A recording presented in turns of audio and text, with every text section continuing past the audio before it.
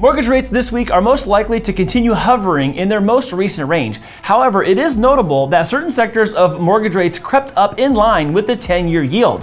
Which rates most closely follow? If this is your first time hearing this, the 10-year yield and mortgage rate directions follow one another relatively closely, closer than any other chart in fact. Therefore, for a general sense of how did rates get here and where are they going next, the 10-year yield is a pretty reliable running mate.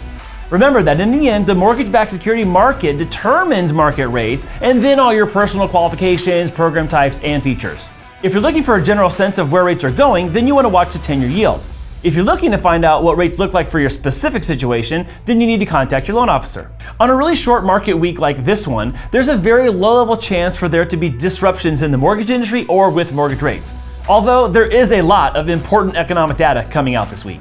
The overall general consensus about the markets is that buyers have accepted the new interest rate ranges and have come to terms with the availability or unavailability of inventory depending on one's local marketplace. Therefore, it is safe to assume that what we are experiencing on a week like this will most likely continue for the next several weeks as we look into the end of the month towards the next Fed meeting. That will be the really important indicator of what the rest of 2023 will look like.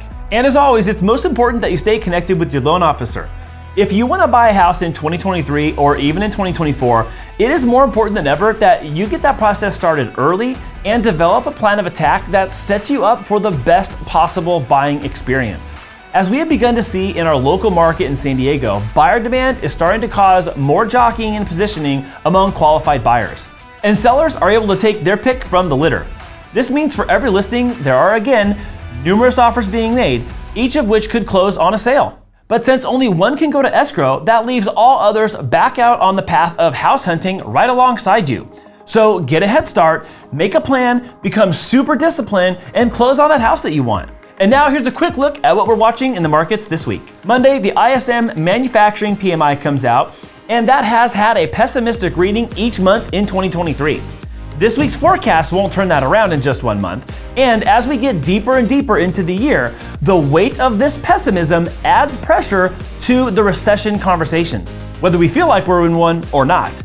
In the end, manufacturing matters. Tuesday is the 4th of July. Happy birthday, America! All banks and US markets are closed. Enjoy your day off if you get one. Wednesday, the Fed meeting minutes come out, and there should be no dramatic changes in the notes that differ from what Jerome Powell stood at the podium and read aloud. Anyone interested in reading those notes will be scouring for any crumbs that indicate rate hike factors in order to try to get ahead of the Fed's next moves. Thursday, ADP non-farm employment change, JOLTS, and unemployment claims all come out. These are going to be closely watched because the Fed needs that labor market pain in order to justify ramping up rates still. We'll also get the ISM Services PMI on this day. It's the biggest day of this coming week. Friday, we have average hourly earnings month over month, non-farm employment change, and the unemployment rate coming out.